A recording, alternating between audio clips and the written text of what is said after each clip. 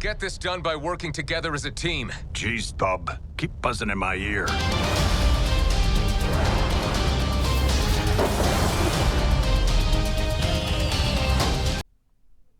Hello everyone, thanks so much for joining me here today as we get to talk about one of my favorite subjects, comic books. My name is Jose. I love comic books. I love talking about them. I love sharing them with you. Feel free to follow me on social media if you would like. Links are in the description below. I've also posted a link to the Marvel fan site that I have plot synopsis and character bios for this issue. Uncanny X-Men 198 from 1985. Great cover here by Barry Windsor Smith, who does the art on the inside, also colors it. We've got Storm, and this is a Storm solo issue, and she's wearing her leather here on the cover, but inside she is not. This is Lifedeath 2. And so, great cover. We'll look at it one more time here. Almost a painted cover in a way. Looks like it's painted over the ink. This was the classic X-Men, or X-Men Classic. Brian Stelfreeze is the cover. Alright. And so the Desert East Africa, if you remember, Storm was shot by one of the Fenris twins.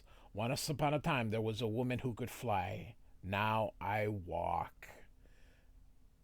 And produced by Chris Claremont and Barry Windsor Smith. Tom Rozakowski is the letters, and Anna Seni and Jim Shooter do the inking. But Barry Windsor Smith is doing the pencils, the inks, and the colors. And my God, Barry Windsor Smith is one of the best colorists that there is in comic books. I really, really do love it when he colors himself. And so, once I would have ridden the wind, now it drives me. The elements I shaped to my will have me at their mercy. I have no idea where I am. For a long time, I have wandered aimlessly without direction or purpose. I am lost. I'm alone. My head throbs. My belly aches with hunger. And always the wind, my friend, my servant, taunts me with its fury. It howls. It laughs. It mocks my very being. And so you can see in this panel here, Ororo is struggling here. Without me, Ororo, it cries, you are nothing. Not so, silent tormentor, be gone. And so it is. Now, this part here, I'm gonna skip over here because it is really her having a she's not well. And so here she pretends she's going to fly and thinks she's flying, but then she falls. And of course, she's still in the storm, in that sandstorm. And so she sees Forge.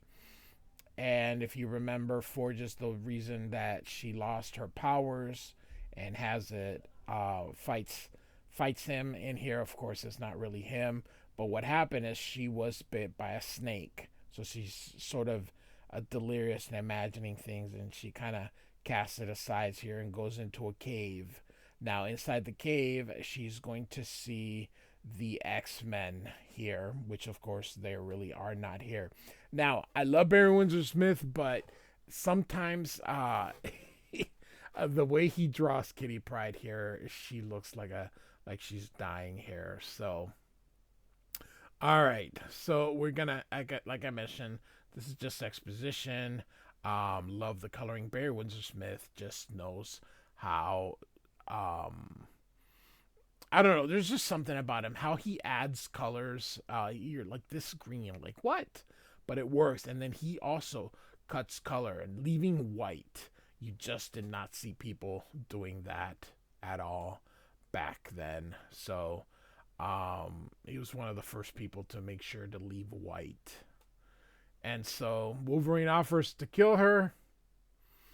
Of course, he's not really there, but so we're just kind of moved toward, now she realizes, that he's not there, so that she's been in the cave the whole time here. So there's a snake.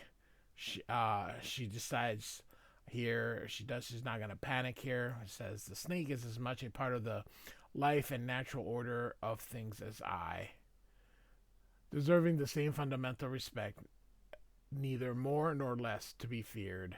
And so the snake just kind of goes away. And so she gets up and sees a bus crash here. And this woman is pregnant, if you remember from the second cover. And Storm is going to help her. And Storm says, poor little thing, she's hardly more than a child. And then thinks here, by the looks of her, it will not be long before she brings her own end to the world. Can you hear me? Do you understand? And she says, yes. I am Ororo. What is your name? Are you hurt? And she says, the driver could not see the road and the wind and the sand. We rolled over. There were flames. And so Storm thinks her injuries are comparatively minor. Cuts and bruises. No broken bones, thank goodness. Of the pair of us, I am in far worse shape. Starved, dehydrated, concussed, weak from loss of blood. And she counts on me to rescue her. So you can see the dead inside. Now, here's the thing. There is a skeleton in here which would show that someone's been dead for a very long time. That wouldn't be true. She would also be dead if she was waiting that long for someone to rescue her. So, and so a woman hugs her and says, I'm Shani. Did anyone else? And Storm says, no.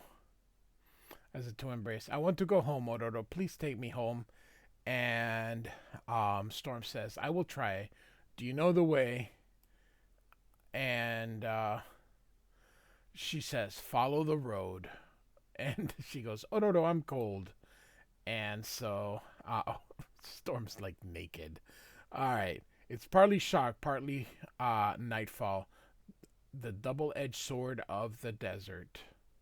Days that boil you, the nights that freeze you to the morrow. My cloak is scant protection, but it's all we have. I found nothing of use in the wreckage.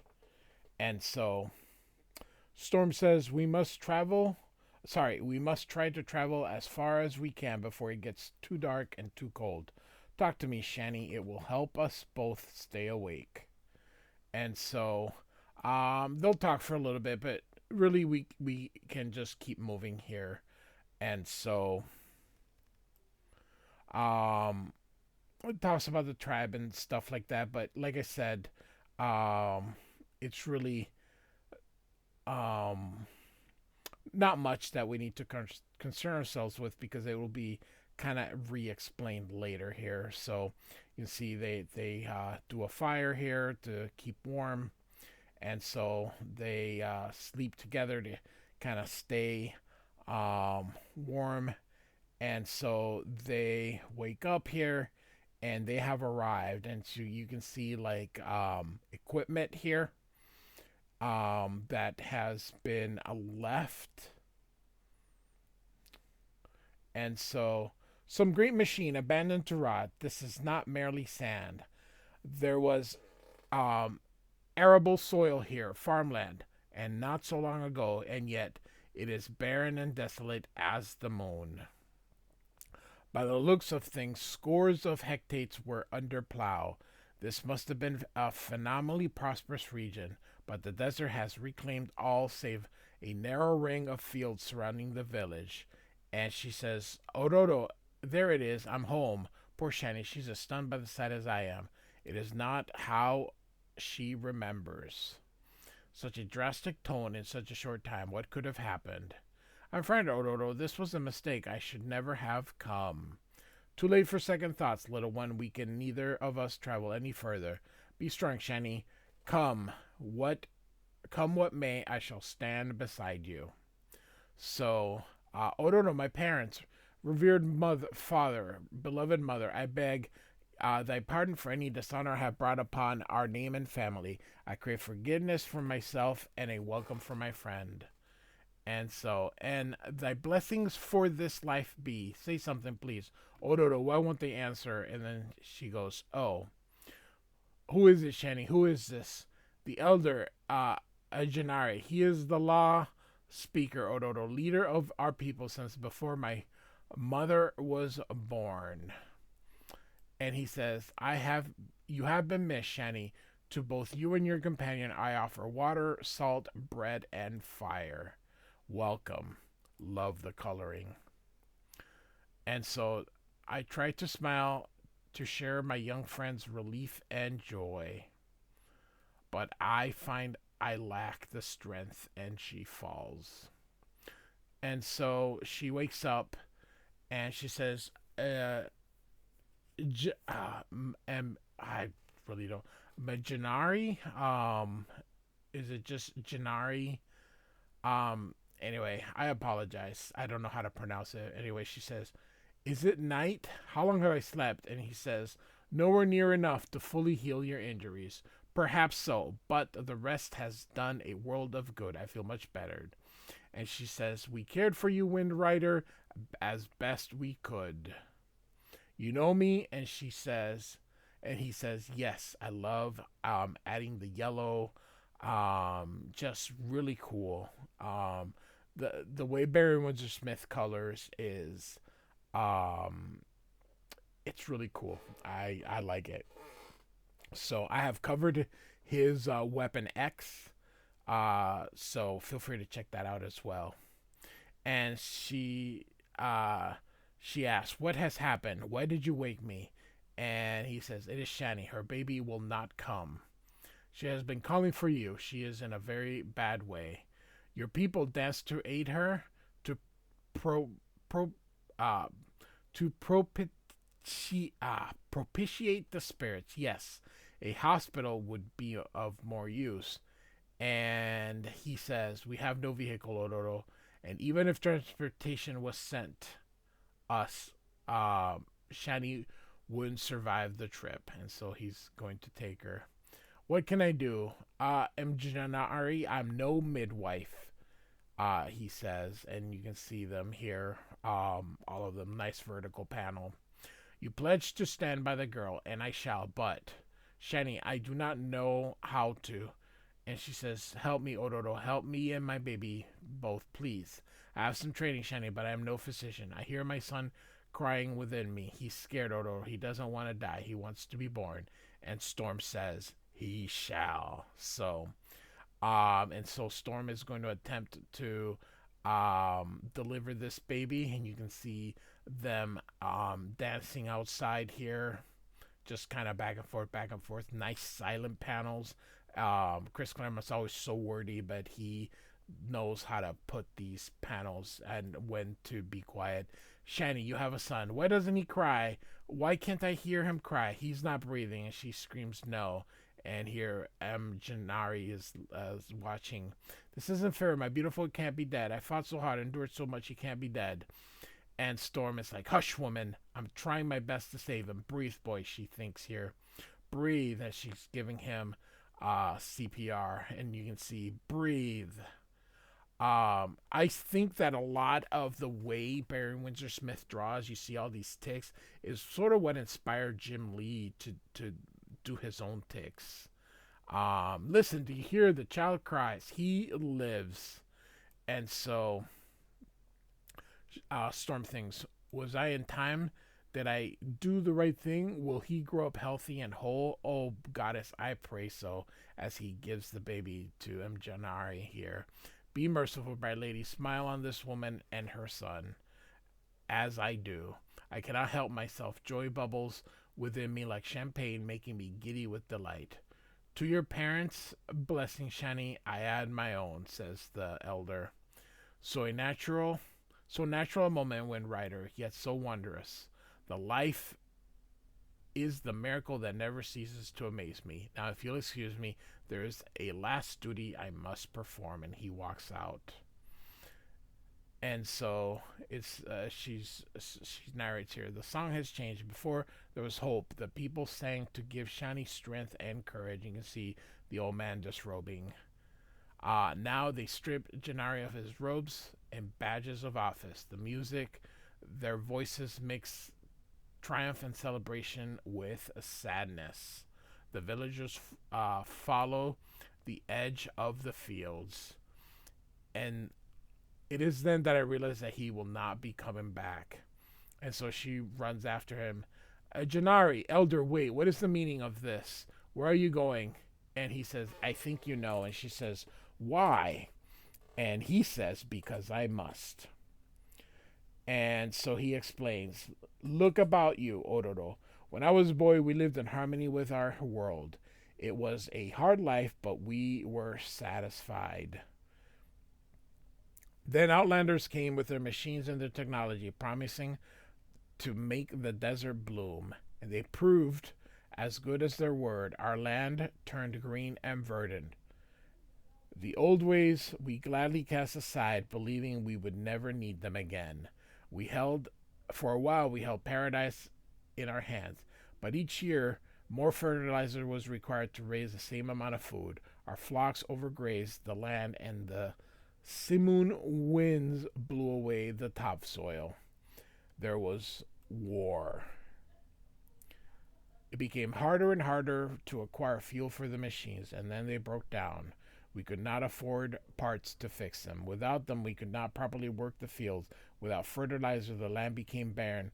Without pumps for irrigation system, there was no water to combat the drought. So we watched helplessly as the desert reclaimed its own. How proud we have been, how quickly we were humbled. There are too many of us for the land that remained to support. Many fled, many more died. A new balance was struck. My people number as many as our crops will sustain. There can be no more. So for each child that is born, Storm says, and then he continues, a place must be made. The very old make for the very young. And she says, it's too harsh. And he says, a balance must be maintained. The land heals, so will we. Only this time we will learn from our mistakes. We will treat it with respect and care. It may be that man is master of the world, but it is a foolish master who whips and beats and works his servants unto death, especially when their lives are bound together. Our way was not altogether good. Any more than the Outlanders was bad. We were just too young and foolish, and they were arrogant to use it properly. I'm sorry, Janari, says Storm. If not for me saving Shani, then then her child, you would not have to die. And he says, do you understand nothing? Better by far to say that because of you, a life has been born. My day is done, Ororo, but Shani's baby represents a hope, a chance for the future, a new beginning. That is what makes this a good way to die. That Wind Rider is why we celebrate as she holds his hand, not I. I shall mourn the passing of a friend I hardly knew. So just like that, he dies. That is so just like that, he dies. So, and yet, though he is gone, I still hear his voice. Somewhere on these plains, it is said that countless ages ago, the human race began. Now, two great cultures crash headlong into each other. The very old against the very new. The one must give way to the other, for that is nature's way. But at the same time, it is wisdom and experience we must teach. And so she sort of gets it. And so we now end. Storm here. Beautiful splash page here. Refuse then, crawl back into your cave, flee from duty and responsibility. It is easily done, a path you have already walked. But if I truly craved that oblivion, I would have let Wolverine kill me in the cave, or will myself to death as Janari did on this hilltop. I have found my home. It is the whole of the world, and with it, the reason for my being. And so we end here. I have no powers, my body cannot fly, but I no longer mind, for it is my heart and my soul where it truly matters. I soar higher than the star. Next issue, The Spiral Pass. So, all right, so we'll end it here in kind of love these colors, really. Look at this, a little pink, the white, a little yellow, blue. Beautiful, beautiful. Uncanny X-Men 198 by Chris Claremont and Barry Windsor Smith. Like and subscribe. I do thank you for listening. Goodbye.